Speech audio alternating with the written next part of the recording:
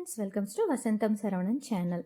இன்றைக்கி நம்ம சேனலில் முட்டையை வச்சு வித்தியாசமான முறையில் ஒரு சூப்பரான குழம்பு இல்லை கிரேவி எப்படி வேணாலும் சொல்லலாம், ஒரு சூப்பரான எக் கிரேவி தான் எப்படி பண்ணுறதுன்னு பார்க்க போகிறோம். யூஸ்வலாக நம்ம எப்பவும் செய்கிற முட்டை குழம்பு மாதிரி இல்லாமல் இது ரொம்பவே வித்தியாசமாக டேஸ்டியாக இருக்கும். இந்த கிரேவியை நீங்கள் சப்பாத்தி பூரி கூடவும் சாப்பிட்லாம், சாதத்து கூடவும் ரொம்பவே அல்டிமேட்டாக இருக்கும். இப்போ இந்த கிரேவி எப்படி செய்கிறதுன்னு பார்க்கலாம். வீடியோக்குள்ளே போகிறதுக்கு முன்னாடி நம்ம வசந்தம் சரவணன் சேனலை சப்ஸ்கிரைப் பண்ணாதவங்க சப்ஸ்கிரைப் பண்ணிக்கோங்க. கூடவே இருக்க பெல் ஐக்கானையும் கிளிக் பண்ணிக்கோங்க.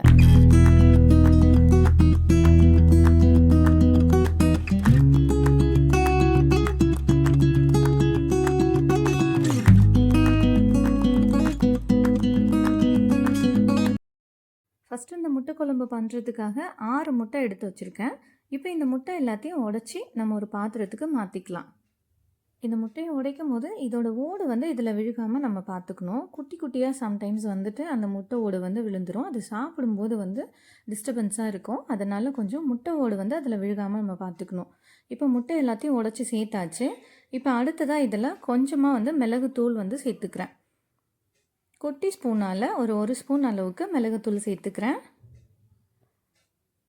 இப்போ அடுத்ததாக இது கூடவே இந்த முட்டைக்கு தேவையான அளவுக்கு சால்ட் உப்பு சேர்த்துக்கிறேன். சால்ட் உப்பு சேர்த்தாச்சு. இப்போ அடுத்ததாக இது கூட ஒரு 1/4 டீஸ்பூன் அளவுக்கு மஞ்சள் பொடி சேர்த்துக்கிறேன். உப்பு, மிளகுத்தூள், மஞ்சள் பொடி இது எல்லாத்தையும் சேர்த்துக்கலாம். சேர்த்துட்டு இதை நல்லா ஒரு கரண்டியை வச்சு நல்லா மிக்ஸ் பண்ணி வச்சுக்கணும்.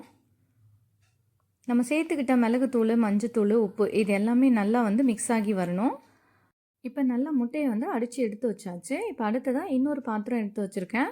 இதோட அடிப்பாகம் கொஞ்சம் ஃப்ளாட்டாக இருக்க மாதிரி, நம்ம வீட்டில் ஏதாவது டிஃபன் பாக்ஸ் யூஸ் பண்ணுவோம் இல்லையா, அந்த மாதிரி கொஞ்சம் அகலமான பாத்திரம் நம்ம எடுத்துக்கணும். இப்போ இதில் கொஞ்சமாக எண்ணெய் தடவி வச்சுருக்கேன். நம்ம சைடில், ஓரங்களில் எல்லா இடத்துலையும் நம்ம எண்ணெய் தடவி வச்சுக்கணும். இப்போ அதில் நம்ம கலந்து வச்சுருக்கிற முட்டையை சேர்த்துக்கலாம். ஒரு பாதி அளவுக்கு நம்ம முட்டையை அடித்து வச்சுருக்கோம் இல்லையா, அது இந்த பாத்திரத்தில் பாதி அளவுக்கு இருக்க மாதிரி நம்ம பார்த்துக்கணும். ரொம்ப அந்த பாத்திரத்தோட முழுசுமாக வர மாதிரி நம்ம அந்த முட்டையை ஊற்றி எடுத்துக்கக்கூடாது. ஏன்னா இதை நம்ம வேக வைக்கும் போது அப்படியே பொங்கி வரும். அதனால பொங்கி கீழே ஊற்றிடும். அதுக்காக நம்ம என்ன பண்ணணும்னா, நம்ம எடுத்துக்கிற பாத்திரம் கொஞ்சம் அகலமாகவும் கொஞ்சம் ஹைட்டும் இருக்க மாதிரி பார்த்துக்கணும். இப்போ அதில் கொஞ்சமாக கொத்தமல்லி தழையை தூவிக்கிறேன். இப்போ இந்த முட்டையை நம்ம ஒரு இட்லி பானையில் தான் வேக வைக்க போகிறோம். இப்போது நம்ம இதை அப்படியே இட்லி பானைக்குள்ளே வைக்க முடியாது. அதனால் அதுக்குள்ளே ஒரு ரவுண்டாக இருக்க மாதிரி ஒரு ஸ்டாண்ட் ஒன்று வச்சுருக்கிறேன்.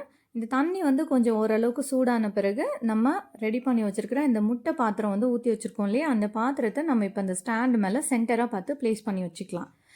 இப்போ இதை நம்ம ஒரு தட்டு போட்டு மூடி வச்சிடலாம். இது எதுக்காகனா, நம்ம இட்லி பானையை மூடி போட்டு தான் இந்த முட்டையை வேக வைக்க போகிறோம். இந்த மாதிரி செய்யும்போது இந்த மூடி மேலே படுற நீராவியெல்லாம் அப்படியே நீர் துளியாக அந்த முட்டைக்குள்ளே விழுக ஆரம்பித்து அப்படியே தண்ணி மாதிரி ஆகிடும்.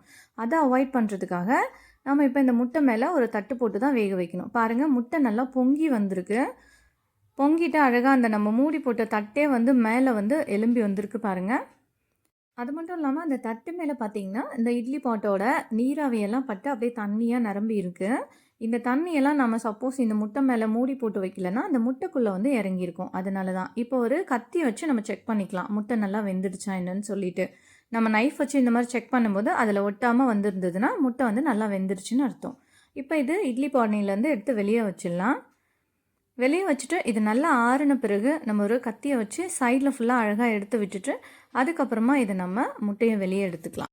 எப்படி இருந்தாலும் பார்த்திங்கன்னா அந்த முட்டை ஓரளவுக்கு இந்த பாத்திரத்துலேயே ஒட்டி இருக்கும். அது பரவாயில்ல. இப்போ நம்ம இதை திருப்பி போட்டு இந்த முட்டையை வெளியில் எடுத்துக்கலாம்.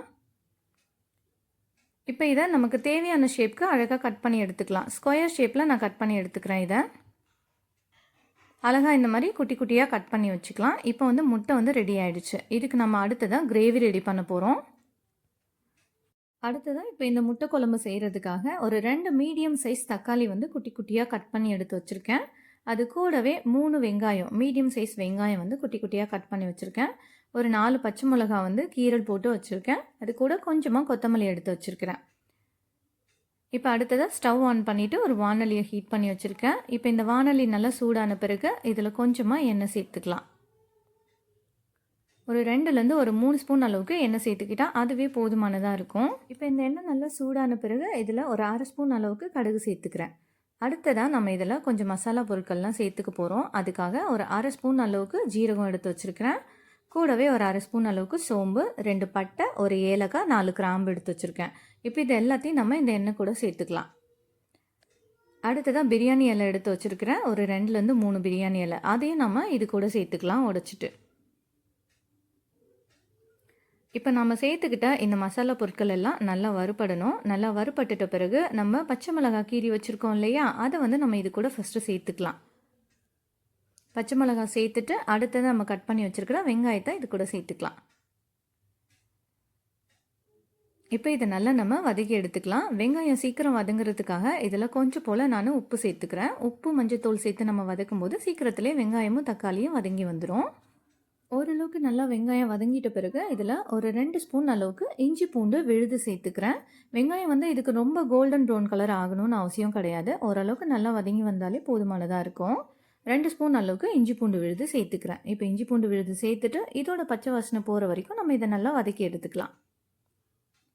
இப்போ இது அப்படியே வதங்கிட்டு இருக்கட்டும். நம்ம தக்காளி கட் பண்ணி வச்சுருந்தோம் இல்லையா, அந்த தக்காளியை வந்து நம்ம மிக்ஸி ஜாரில் அரைச்சி எடுத்து வந்துக்கலாம். நல்லா இந்த மாதிரி விழுது மாதிரி அரைச்சி எடுத்துக்கணும். தக்காளியை அரைச்சிட்டு தான் நம்ம இந்த கிரேவிக்கு சேர்த்துக்கணும். இப்போ இந்த அரைச்ச தக்காளியை வந்து இந்த வெங்காயத்தோடு சேர்த்துட்டு இதோட பச்சை வாசனை போகிற வரைக்கும் நல்லா வதக்கி விட்டுக்கலாம். இப்போ ஓரளவுக்கு வெங்காயம் தக்காளி இது எல்லாமே நல்லாவே வதங்கி வந்துருச்சு. இப்போ அடுத்ததாக இதில் ஒரு 1/2 ஸ்பூன் அளவுக்கு மஞ்சப்பொடி சேர்த்துக்கிறேன். மஞ்சப்பொடி சேர்த்துட்டு அடுத்ததாக இது கூட காரத்துக்கு குழம்பு மிளகாத்தூள் தான் சேர்த்துக்கிறேன். ஆல்ரெடி நம்ம பச்சை மிளகாய் சேர்த்துருக்கோம் காரத்துக்கு, அதனால் ஒரு ஸ்பூன் அளவுக்கு மட்டும் வந்து குழம்பு மிளகாத்தூள் சேர்த்துக்கிறேன். குழம்பு மிளகாத்தூள் சேர்த்துட்டு இதை நல்லா நம்ம வதக்கி விட்டுக்கலாம். நம்ம வந்து அதிகமாக இதில் எண்ணெய் சேர்க்கலை, அதனால் எண்ணெய் பிரிஞ்சு வரணும் அப்படின்னு சொல்லி நம்ம வெயிட் பண்ண வேண்டியது கிடையாது.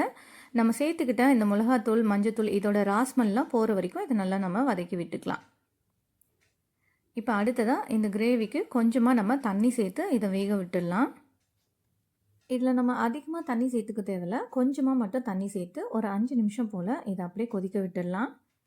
இப்போ அடுத்ததாக ஃபைனல் ஸ்டெப்பாக நம்ம இது கூட முந்திரி தேங்காய் இது எல்லாத்தையும் அரைச்சி நம்ம இது கூட சேர்த்துக்கணும். இதை அப்படியே மூடி போட்டு வச்சுட்டு நம்ம இப்போ இந்த முந்திரி தேங்காய் எல்லாத்தையும் அரைச்சி எடுத்து வந்துக்கலாம். இப்போ அதுக்காக ஒரு மிக்ஸி ஜார் எடுத்து வச்சுருக்கேன். அதில் கொஞ்சமாக வந்து தேங்காய் சேர்த்துக்கிறேன். தேங்காய் சேர்த்துட்டு அடுத்ததாக இதில் கொஞ்சமாக ஊற வச்சுருக்கிற முந்திரி வந்து சேர்த்துக்கிறேன். ஒரு 10லேருந்து 12 முந்திரி இருக்கும்.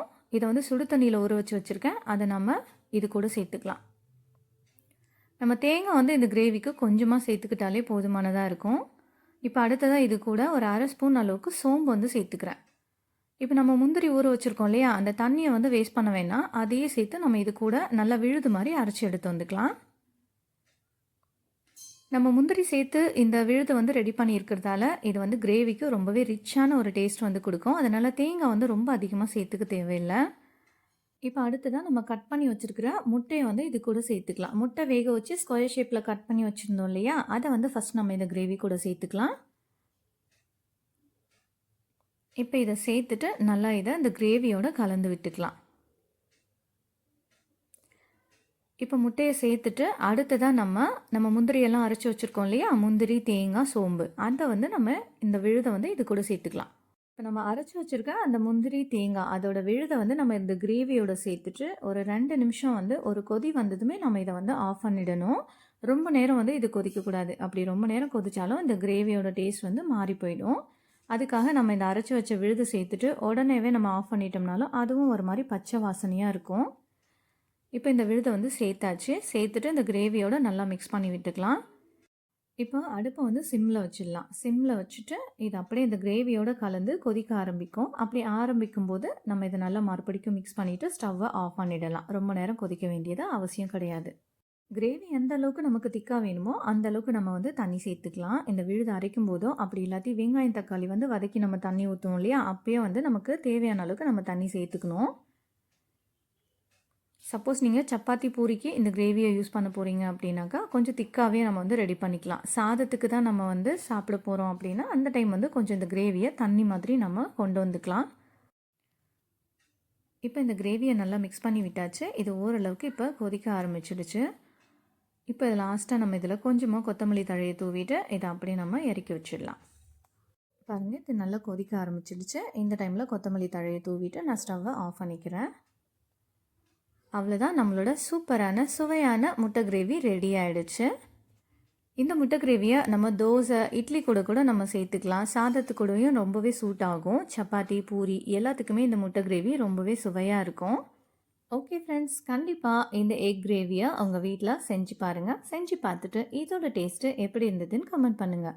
இந்த வீடியோ உங்களுக்கு ரொம்ப பிடிச்சிருந்தா இந்த ரெசிபியை உங்களோட ஃபேமிலி அண்ட் ஃப்ரெண்ட்ஸ்க்கு ஷேர் பண்ணுங்கள், லைக் பண்ணுங்கள், கமெண்ட் பண்ணுங்கள்.